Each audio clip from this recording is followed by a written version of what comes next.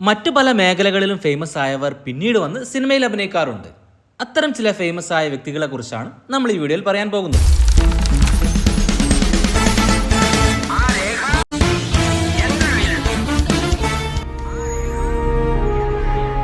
ഗായകൻ യേശുദാസ് 10-15ഓളം മലയാള സിനിമകളിൽ അഭിനയിച്ചിട്ടുണ്ട്. 1965 കാവ്യമേള എന്ന സിനിമയിൽ അദ്ദേഹം യേശുദാസായി തന്നെ വരുന്നുണ്ട്.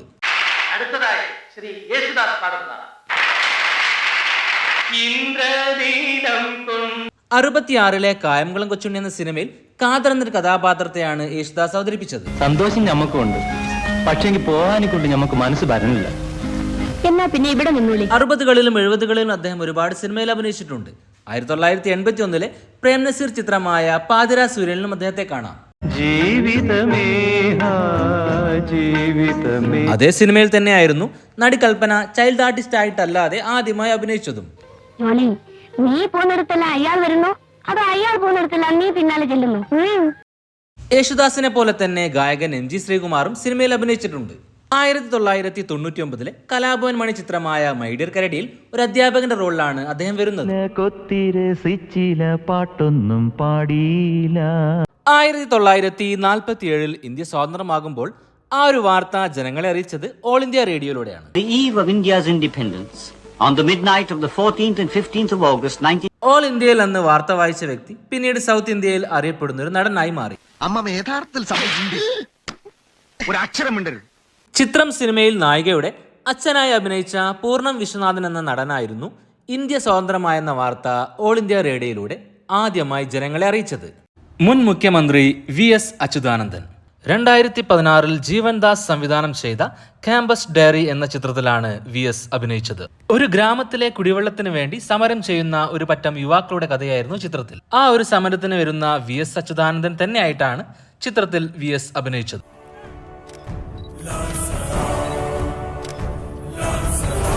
കാലിക്കടവ് നിവാസികൾക്ക് കിട്ടേണ്ട യുവജലം തടയണ കെട്ടി തടഞ്ഞു നിർത്തി ഊറ്റിയെടുക്കുന്ന വാട്ടർ ഡ്രോപ്സ് കമ്പനിക്കാരാ.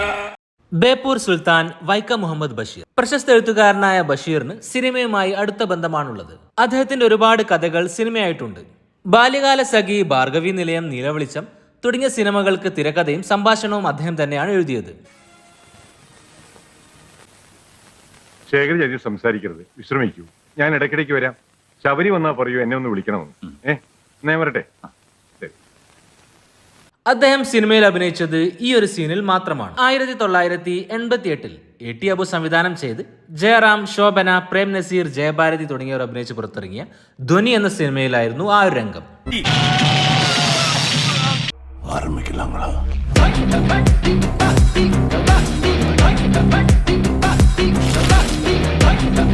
ഒരുപാട് സിനിമകൾ പ്രൊഡ്യൂസ് ചെയ്യുകയും അഭിനയിക്കുകയും 2 സിനിമകൾ സംവിധാനം ചെയ്യുകയും ചെയ്തയാളാണ് MLA മാണി C കാപ്പൻ.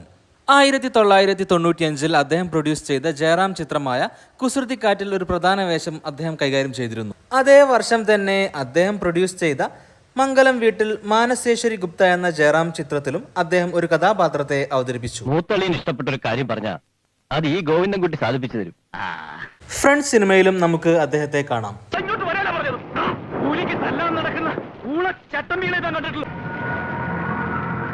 മലയാളത്തിന് പുറമെ തമിഴ് സിനിമയിലും അദ്ദേഹം അഭിനയിച്ചിട്ടുണ്ട്.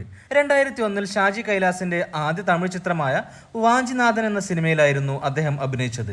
വിജയകാന്ത് ആയിരുന്നു നായകൻ.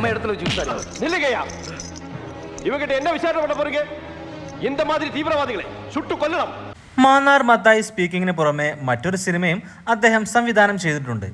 മേലെ പറമ്പിൽ ആൺവീട് എന്ന സിനിമയുടെ ബംഗാളി ആസമീസ് റീമേക്ക് ആയിരുന്നു അദ്ദേഹം പ്രൊഡ്യൂസ് ചെയ്തുകൊണ്ട് സംവിധാനം ചെയ്തത്. ആ സിനിമയിൽ ഒരു വേഷവും അദ്ദേഹം അവതരിപ്പിച്ചു. ওদের নাচের ছন্দে গান করো তো দেখি 1 2 3. Dara Singh won more than just the hearts of the Indian people. WWE-യുടെ 2018 ഹോൾ ഓഫ് ഫെയിമിൽപ്പെട്ട ഒരു റെസ്ലറാണ് ദാരാ സിംഗ്. ഈ ഒരു ഗുസ്തിക്കാരൻ ഒരുപാട് സിനിമകളിൽ അഭിനയിച്ചിട്ടുണ്ട്. Ammanikutty, KJ house, Mutharamkunnu PO. പ്രിയപ്പെട്ട മമ്മൂട്ടി ചേട്ടന് 1985 ജഗദീഷ് കഥയും ശ്രീനിവാസൻ തിരക്കഥയും എഴുതി സിബി മലയിൽ സംവിധാനം ചെയ്ത് പുറത്തിറങ്ങിയ ചിത്രമാണ് മുത്താരംകുന്ന് PO. ആ ഒരു സിനിമയിൽ ദാരാ സിംഗ് ആയിട്ട് തന്നെ അഭിനയിച്ചിട്ടുണ്ട്. ഇപ്പോ എനിക്ക് ബോംബെയിൽ ധാരാളം മലയാളി ഫ്രണ്ട്സ് ഉണ്ട്. 2010 TK രാജീവ്കുമാർ മുത്താരംകുന്ന് PO ഹിന്ദിയിലേക്ക് റീമേക്ക് ചെയ്തിരുന്നു. കുശ്തി എന്നായിരുന്നു സിനിമയുടെ പേര്. രാജ്പാൽ യാദവ് ആയിരുന്നു സിനിമയിലെ നായകൻ. ദാരാസിംഗിന് പകരം ഹിന്ദിയിൽ ആ റോൾ അഭിനയിച്ചത് WWE റെസ്ലറായ ഗ്രേറ്റ് കാലി ആയിരുന്നു.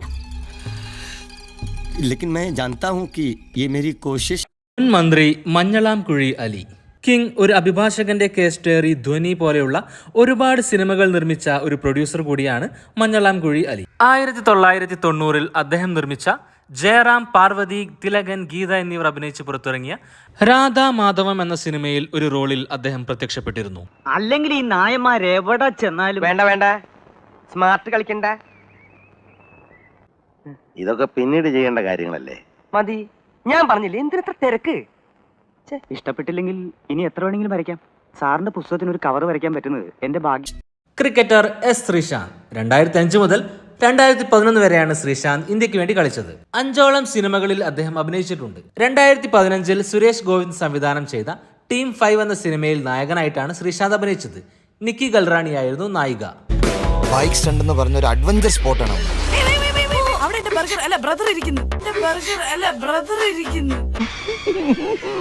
രണ്ട് ഹിന്ദി സിനിമകളിലും ഒരു കന്നഡ സിനിമയിലും ഒരു തമിഴ് സിനിമയിലും അദ്ദേഹം അഭിനയിച്ചിട്ടുമുണ്ട്.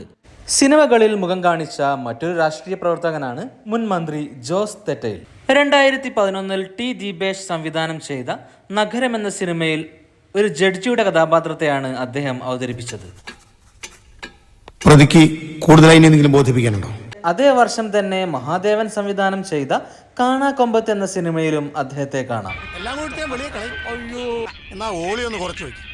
ഉർവശിയെ കേന്ദ്ര കഥാപാത്രമാക്കി 2014 മഹാദേവൻ സംവിധാനം ചെയ്ത മൈ ഡിയർ മമ്മി എന്ന സിനിമയിലും ജോസ് തെറ്റയിൽ ഒരു കഥാപാത്രത്തെ അവതരിപ്പിച്ചു. ഇതൊന്നും പ്രോത്സാഹിപ്പിക്കരുത് കേട്ടോ. ഇല്ല സർ, താൻ നോക്കിക്കണ്ട് നിന്നോണം. 2021 പ്രജേഷ് സെൻ സംവിധാനം ചെയ്ത ജയസൂര്യ ചിത്രമാണ് വെള്ളം. ആ സിനിമയിൽ ഇത്തരത്തിലൊരു രംഗം കാണാം. ഈ ഒരു കമ്പനിക്കാർ ഇനി ആഡ് ചെയ്യാനായിട്ട് ഇപ്പോൾ ഒരു സാധ്യതയില്ല. സാർ എൻ്റെ നല്ല ക്വാളിറ്റി ടൈൽസ് ഉണ്ട്. കേരളത്തിലെ പ്രമുഖ വ്യവസായിയായ കൊച്ചോസേഫ് ചിറ്റിലപ്പള്ളിയാണ് അതിൽ അഭിനയിച്ചത്. വി ഗാർഡ്, വണ്ടർല തുടങ്ങിയവയൊക്കെയാണ് അദ്ദേഹത്തിന്റെ ബ്രാൻഡ്. അദ്ദേഹത്തിന്റെ സ്വന്തം കമ്പനിയായ വിഗാലാൻഡ് ഹോംസ് ആണ് സിനിമയിൽ കാണിക്കുന്നതും. ഇതുപോലെ സിനിമകളിൽ മുഖം കാണിക്കുന്ന മറ്റൊരു വ്യവസായ പ്രമുഖനാണ് ജോയ് ആലുക്കാസ്. 2003 ലോഹിതദാസ് സംവിധാനം ചെയ്ത കുഞ്ചാക്കോ ബോബൻ ചിത്രമായ കസ്തൂരിമാനിൽ അദ്ദേഹത്തെ കാണാം. ഹലോ, അതെ ജോയ് ആലുക്കാസ്. നിന്റെ അലുക്ക വെറും ഡ്യൂപ്ലിക്കേറ്റാ. ആലുക്കാസിന് ഡ്യൂപ്ലിക്കേറ്റ് ഇല്ല, ഒറിജിനലേ ഉള്ളൂ. പത്തര മാറ്റണ്ടേ. സിനിമയുടെ കഥയിൽ തന്റെ ജ്വല്ലറിയുടെ പരസ്യം വ്യക്തമായി തന്നെ ബ്ലെൻഡ് ചെയ്യുന്ന രീതിയിലുള്ള രംഗങ്ങളിലാണ് അദ്ദേഹം അഭിനയിച്ചത്. 2012 ലാൽ ജോസ് സംവിധാനം ചെയ്ത ഫഹദ് ഫാസിൽ ചിത്രമായ ഡയമണ്ട് നെക്ലസിലും അദ്ദേഹം അഭിനയിച്ചിട്ടുണ്ട്. ഇതിൽ നമ്മുടെ ലണ്ടൻ ഷോറൂമിന്റെ ട്രേഡ് മാർക്ക് ഉണ്ട്. കാണട്ടെ, ഇത് നമ്മുടെ പ്രൈഡ് കളക്ഷൻ ആണല്ലോ. ആ ഒരു സിനിമയിലും കഥയുമായി ബന്ധപ്പെട്ട ഒരു രംഗത്തിൽ തന്നെയാണ് അദ്ദേഹം അഭിനയിച്ചത്. സിനിമകളിൽ അഭിനയിച്ച മറ്റൊരു വ്യവസായ പ്രമുഖനായിരുന്നു അറ്റ്ലസ് രാമചന്ദ്രൻ. വൈശാലി, സുഹൃതം പോലെയുള്ള സിനിമകൾ അദ്ദേഹമാണ് നിർമ്മിച്ചത്. ഒരുപാട് സിനിമകളിൽ അദ്ദേഹം അഭിനയിക്കുകയും സംവിധാനവും വിതരണവും എല്ലാം തന്നെ അദ്ദേഹം നിർവഹിച്ചിട്ടുണ്ട്. താങ്കളുടെ ഡിപ്പാർട്ട്മെന്റിന്റെ അനാസ്ഥ കാരണം തകർന്നുപോയ സ്നേഹവും സന്തോഷവും തുളുമ്പി നിന്ന മല്ലപ്പള്ളി മനയുടെ മുന്നിൽ ബ്രഹ്മാസ്ത്രം എന്ന സിനിമയിൽ വ്യത്യസ്തമായ ഒരു വേഷം അദ്ദേഹം കൈകാര്യം ചെയ്തിരുന്നു. കൊടുക്കാനുള്ള പാങ്ങില്ലാതായി പോയല്ലോ നമുക്ക്. കഷ്ടപ്പെടാഞ്ഞിട്ടാണോ അമ്മണി?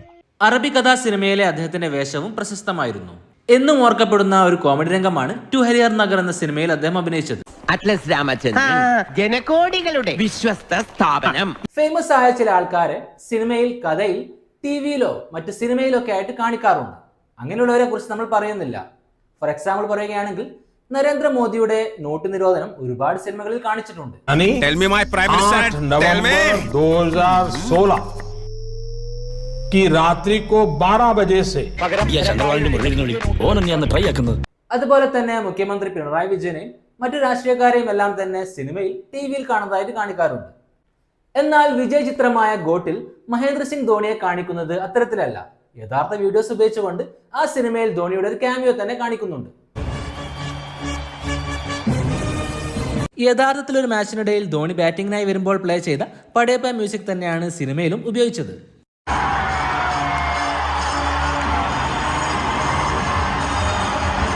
MS ഗാന്ധി ബൈക്കിൽ പറക്കുമ്പോൾ MS ധോണി നോക്കുന്ന രംഗങ്ങൾ സിനിമയിൽ കാണിക്കുന്നുണ്ട്. അതെല്ലാം തന്നെ വളരെ രസകരമായി തന്നെ ബ്ലെൻഡ് ചെയ്തിട്ടുണ്ട്.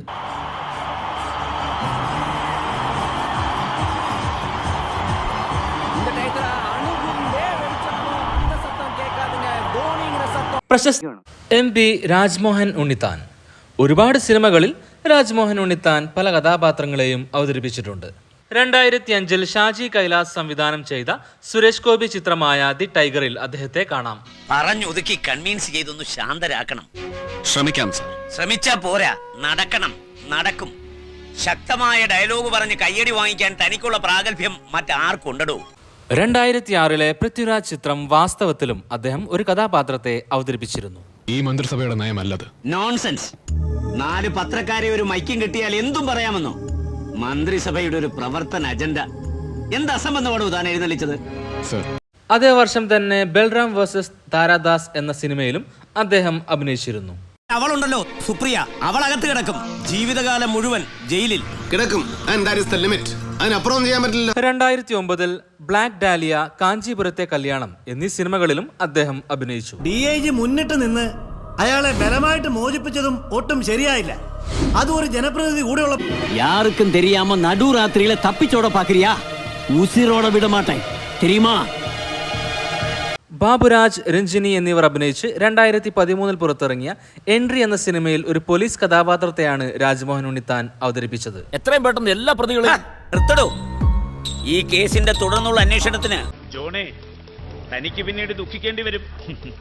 എന്നാലും സാരമില്ല സർ. എപ്പോഴും എന്റെ ചെവിയിൽ പ്രകമ്പനം പൊളിക്കുന്ന ഒരു നാട്ടുവർത്തമാനമുണ്ട്. യുക്തിവാദിയും എഴുത്തുകാരനുമായിരുന്നു A.T. കോവൂർ. അന്ധവിശ്വാസങ്ങൾക്കെതിരെ ഒരുപാട് വിവാദ പുസ്തകങ്ങൾ അദ്ദേഹം എഴുതിയിട്ടുണ്ട്. ആമിർ ഖാൻ ചിത്രമായ PK അദ്ദേഹത്തിന്റെ പല ചിന്തകളിൽ നിന്നും ഇൻസ്പയർ ചെയ്തുണ്ടാക്കിയ ഒരു കഥാപാത്രമാണ്. അദ്ദേഹം കഥയും തോപ്പിൽ ബാസി തിരക്കഥയും എഴുതി K.S. സേതുമാധവൻ സംവിധാനം ചെയ്ത് 1972 പുറത്തിറങ്ങിയ ഇറോട്ടിക് ത്രില്ലർ ചിത്രമാണ് പുനർജന്മം.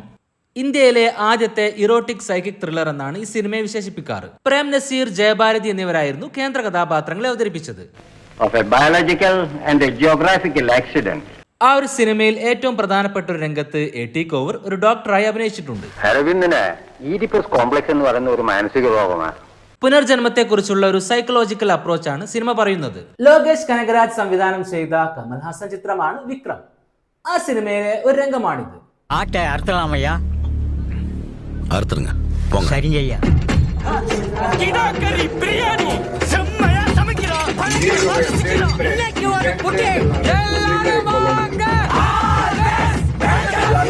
MP പന്ന്യൻ രവീന്ദ്രൻ, മധു, മനോജ് K. ജയൻ, സുരാജ് വെഞ്ഞാറമൂട്, ശ്വേത മേനോൻ എന്നിവർ അഭിനയിച്ച് 2014 സംഗീത് ലൂയിസ് സംവിധാനം ചെയ്ത വികൃതിക്കൂട്ടം എന്ന സിനിമയിലാണ് പന്ന്യൻ രവീന്ദ്രൻ ഒരു കഥാപാത്രത്തെ അവതരിപ്പിച്ചത്.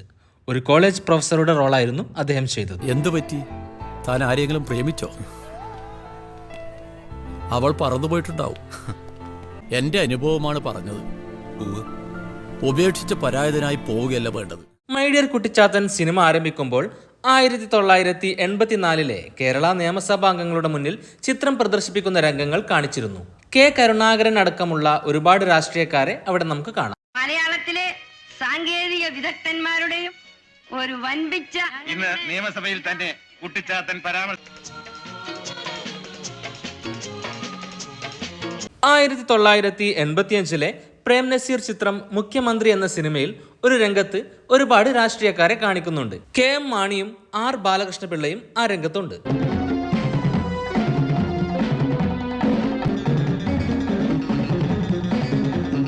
1989 ഇവൾ നാടോടി എന്ന സിനിമയിലും 1976 നീലസാരി എന്ന സിനിമയിലും R. ബാലകൃഷ്ണപിള്ള അഭിനയിച്ചിട്ടുണ്ട്.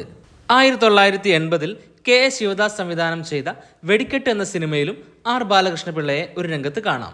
നമ്മുടെ ഉത്സവത്തിന് ഞാൻ പതിവായി നടത്താറുള്ള വെടിക്കെട്ട് അയാൾക്ക് കൊടുക്കണമെന്ന് പറഞ്ഞ് 2 പ്രാവശ്യം വീട്ടിൽ വന്നു.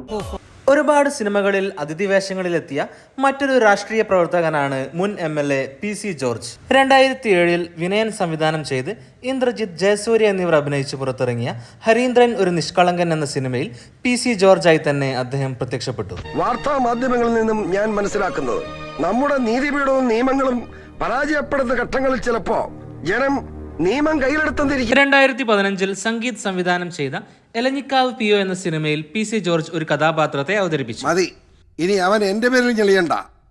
താൻ എന്ത് നടപടി വേണമെങ്കിലും സ്വീകരിക്കൂ. Thank you sir. Thank you very much. Thanks എനിക്കല്ല. 2017 ജയറാം ചിത്രം അച്ചായൻസിലും PC ജോർജായി തന്നെയാണ് അദ്ദേഹം അഭിനയിച്ചത്. വേണ്ട, വേഷം കേട്ട വേണ്ട, ഇതാ വേറെ. 2018 സലീം കുമാർ സംവിധാനം ചെയ്ത ദൈവമേ കൈത്തൊഴാം കേക്കുമാറാകണം എന്ന സിനിമയിൽ മുഖ്യമന്ത്രിയായിട്ടായിരുന്നു PC ജോർജ് അഭിനയിച്ചത്. സ്വയം പര്യാപ്തത നേടിയതിൽ നമ്മൾ അഭിമാനം കൊള്ളണ്ടായി. അല്ലാതെ അയാൾ ഗർഭിണിയായത് ഞാൻ എന്തിന് രാജിവെക്കണം? എന്ത് രാജ്യം? അതേ വർഷം തന്നെ PC ജോർജ് തീക്കുച്ചിയും പനിത്തുള്ളിയും എന്ന സിനിമയിൽ ഒരു പോലീസ് ഉദ്യോഗസ്ഥന്റെ കഥാപാത്രത്തെ അവതരിപ്പിച്ചു. വെറുതെ വീട്ടിലിരുന്ന് അങ്ങ് ശീലമായില്ലേ? അതോ ഭാര്യയുടെ കഥയെഴുത്തിന്റെ അസുഖം തനിക്കും പിടിപെട്ടോ? ഇല്ല. എന്തായാലും കഥകൾ നന്നാവുന്നുണ്ട്. 2010 പുറത്തിറങ്ങിയ KK റോഡ് എന്ന ബാബു ആന്റണി ചിത്രത്തിൽ PC ജോർജ് ഒരു കഥാപാത്രത്തെ അവതരിപ്പിച്ചിരുന്നു. വെറുതെ താനായിട്ട് അയാളുടെ മാനം കെടുത്താൻ പോകണ്ട. എവിടം വരെ ആയി ഇതെന്റെ അന്വേഷണം? രാഷ്ട്രീയക്കാരുടെ കയ്യിലെ ചട്ടുകമായി മാറാൻ എനിക്ക് തീരെ താല്പര്യമില്ല സാർ. അതേ സിനിമയിൽ തന്നെ MP TN പ്രതാപൻ എന്ന കഥാപാത്രത്തെ അവതരിപ്പിച്ചിരുന്നു. നമസ്കാരം. ദാസപ്പനോ? താൻ ഇവിടെ ഉണ്ടോ? മന്ത്രി VN വാസവനും ആ സിനിമയിൽ ഒരു ഗസ്റ്റ് റോളിൽ പ്രത്യക്ഷപ്പെടുന്നുണ്ട്. കപടതയുടെ കടന്നൽക്കൂടുമായി കടന്നുവരുന്ന സാമൂഹ്യ വിരുദ്ധ ശക്തികൾക്കെതിരെ പ്രത്യശാസ്ത്രത്തിന്റെ വ്യത്യസ്തതകൾക്കും കൊടിയുടെ നിറങ്ങൾക്കും അപ്പുറം KK റോഡ് എന്ന സിനിമയിൽ മുഖ്യമന്ത്രിയുടെ കഥാപാത്രത്തെ അവതരിപ്പിച്ചത് രാഷ്ട്രീയ പ്രവർത്തകൻ CK പത്മനാഭനായിരുന്നു. സ്വന്തം പാർട്ടിക്കാർ കൊലപാതകം ചെയ്തിട്ട് വന്നാലും അവരെയൊക്കെ ഞാൻ പ്രൊട്ടക്ട് ചെയ്യണമെന്നാണോ നിങ്ങൾ പറയുന്നത്? No, impossible. അല്ല CM, അതൊരു കയ്യപ്പത്തും പറ്റിപ്പോയി. മുൻ മലയാളത്തിൽ നിന്നുള്ള സഞ്ജു ടെക്കിയെ പോലുള്ളവരും സിനിമയിൽ അഭിനയിച്ചിട്ടുണ്ട്. 2021 തരുൺ മൂർത്തി സംവിധാനം ചെയ്ത ഓപ്പറേഷൻ ജാവ എന്ന സിനിമയിൽ സഞ്ജു ടെക്കിയെ നമുക്ക് കാണാം. എന്റെ മാഡം, നിങ്ങൾ കോപ്സ് ഒക്കെ എന്ത് റെസ്പോൺസിബിൾ ആണ്. മനുഷ്യനോട് മര്യാദക്കൊന്നും ചില്ല ഔട്ട് ചെയ്യാൻ പോലും പറ്റത്തില്ല. എന്റെ ഫോൺ അതൊക്കെ തരും. നീ ഇങ്ങോട്ട് വാ. എന്താ എന്റെ പേര്? എന്റെ പേര് സഞ്ജു ടെക്കി. അല്ല സാർ, ഒരു മനസ്സിലിട്ടിരിക്കും. 1983 Indian cricket team world cup നേടുന്ന കഥയാണ് 83 എന്ന സിനിമ പറയുന്നത്. രൺവീർ സിംഗ് ആയിരുന്നു കപിൽ ദേവിന്റെ കഥാപാത്രത്തെ സിനിമയിൽ അവതരിപ്പിച്ചത്. ആ സിനിമയുടെ ഒരു സീനിൽ യഥാർത്ഥ കപിൽ ദേവും അഭിനയിച്ചിട്ടുണ്ട്. ഗാലറിയിൽ ഇരുന്ന് കപിൽ ദേവിന് വേണ്ടി കൈയടിക്കുന്ന ഒരാളായിട്ടാണ് കപിൽ ദേവ് സിനിമയിൽ അഭിനയിച്ചത്.